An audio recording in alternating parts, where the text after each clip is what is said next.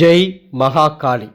9 வெற்றிலைகளை கொண்டு உங்கள் வீட்டில் உள்ள, அது சொந்த வீடோ வாடகை வீடோ, உங்கள் வீட்டில் உள்ள எதிர்மறையான தீய சக்திகளை எப்படி எடுப்பது? அமாவாசை நாள், அது எந்த மாதம் அமாவாசையாக இருந்தாலும் சரி, அமாவாசை நாளில் இந்த பரிகாரத்தை செய்யணும். அமாவாசை நாளில் வீட்டிலேருந்து வெளியே போய் உங்கள் வீட்டின் அருகில் இருக்கக்கூடிய கடையில் 9 வெற்றிலைகளை பேரம் பேசாமல் வாங்கிட்டு வரணும். அது எந்த வெற்றிலையாக இருந்தாலும் பரவாயில்ல. 9 வெற்றிலைகளை பேரம் பேசாமல் வாங்கிட்டு வந்து வீட்டுக்கு கொண்டு வந்து ஒரு கண்ணாடி பாத்திரத்தில் சுத்தமான தண்ணீர், சிறிது மஞ்சத்தூள் போட்டு கலந்து இந்த 9 வெற்றிலையும் அதில் போட்டுருங்க.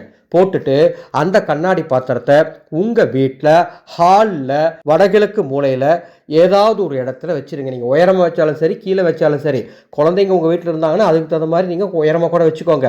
வச்சுட்டு நீங்கள் பாட்டுக்கு உங்கள் வேலையை பாருங்கள். அன்று முழுவதும் அப்படியே இருக்கட்டும். மறுநாள் அமாவாசை முடிஞ்சு மறுநாள் காலையில் உங்களுக்கு நேரம் கிடைக்கும் போது அந்த கண்ணாடி பாத்திரத்தை அப்படியே கையில் எடுத்து வீட்டிலேருந்து வெளியே கொண்டு வந்து சாலையின் ஓரமாக ஊற்றி விட்டுட்டு அந்த பாத்திரத்தை சுத்தமாக கழுவி வீட்டுக்குள்ளே கொண்டு வந்துடுங்க.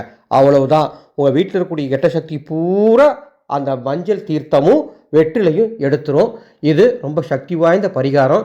செஞ்சு பாருங்கள். அந்த அன்னைக்கு ஏதாவது ஒரு மாற்றம் உங்கள் குடும்பத்தில் நடக்கும். அன்பர்களே, மாந்திரிகம் ரொம்ப புனிதமான ஒரு கலை. தெய்வீக மாந்திரிகத்தை கற்றுக்கொள்ள விருப்பமா? வீட்டில் இருந்தபடியே அல்லது உங்கள் வீட்டில் உள்ள பிரச்சனைகளுக்கு, உங்கள் குடும்பத்தில் உள்ள பிரச்சனைகளுக்கு, உங்களுக்கு ஏற்படும் பிரச்சனைகளுக்கு அதர்வண வேத பரிகாரம் தெரிந்து கொள்ள வேண்டுமா? வீட்டில் இருந்தபடியே மேலே உள்ள வாட்ஸ்அப் எனக்கு தொடர்பு கொள்ளுங்கள். விளக்கங்கள் வழங்கப்படும். மாக்காளியே நமக.